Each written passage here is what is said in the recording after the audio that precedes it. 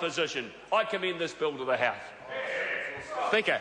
The Honourable Damien Mr. Speaker, O'Connor. this is a government that seeks hypocrisy at every step of the move.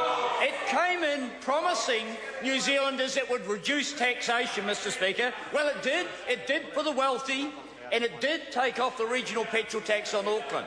And now, in urgency, this national government is increasing taxation on every single New Zealander. Why? To pay for the benefits of a few people living north of the Bombay Hills. Now, Mr. Speaker, Auckland's not a bad place if you visit and stay for a short period of time, Mr. Speaker. But can I make a few quotes from ministers across the other side? New Zealanders should not be forced to pay twice for road works, given that it is already forced to pay out excise duty on road user charges. That was a statement from Jerry Brownlee when he was trying to justify the removal of a regional petrol tax on Auckland, Mr. Speaker. Then we had from Mr. Joyce a statement that said that regional fuel taxes are expensive and inefficient. Well, I'll tell you what you should do. I want Mr. Ockenvold to go to Fox Glacier and tell the people at Fox Glacier that this tax is efficient and beneficial to them, Mr. Speaker, and that it's not expensive. Well, I have to say that everywhere outside of Auckland will consider that this tax is both inefficient, unfair, hypocritical, and in fact unproductive.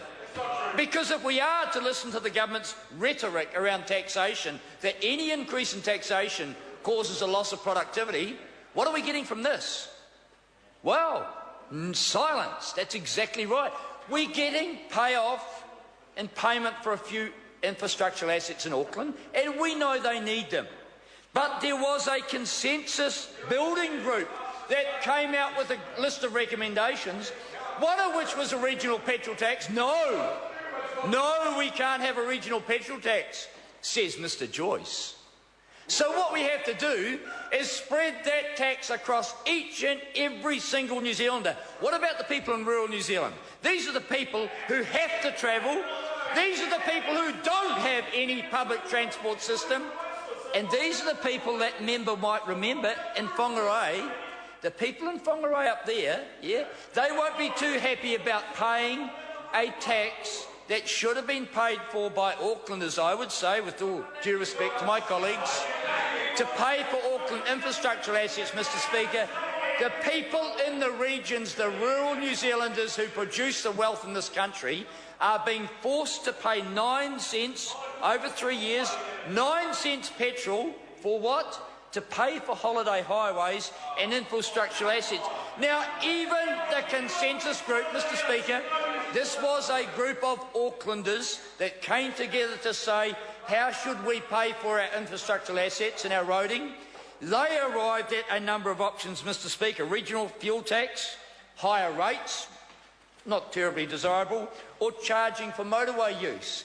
The vast majority of New Zealanders living outside of Auckland would say that that's a reasonable challenge, and which one should be put up? Well, the government said, no, we can't have people up there paying for their own infrastructure. We will impose a petrol tax across each and every New Zealander of the same 9 cents that was rejected by that government when it came into office, 9 cents for every litre of fuel. Mr. Speaker, I know what people in Fox Glacier, in Collingwood, in Fairlie, in Invercargill, I know what they think about this, Mr. Speaker, and off the back of statements by Mr. Brownlee and Mr. Joyce about the inefficiency and the expense of this, then they understand the hypocrisy of what is going on in this House here today. This government removed the tax when it came in to satisfy its mates in Auckland, and now imposes that across each and every New Zealander, as my colleagues say, to try and justify this paper-thin, so-called balance in its Crown's accounts. Mr. Speaker, this is an outrage, and New Zealanders, the few who might be watching here, I urge them to go and tell their people, all the people, the 2/3 of the population that live outside of Auckland, that this national government is increasing taxes and it's doing it on each and every New Zealander, the vast majority of whom have no alternative other than to pay it. Mr Speaker, this is unfair, it's inefficient and it's expensive, and that's to use the Minister's own words. And the member's time has expired. Gareth Hughes. Kia ora, Mr Speaker.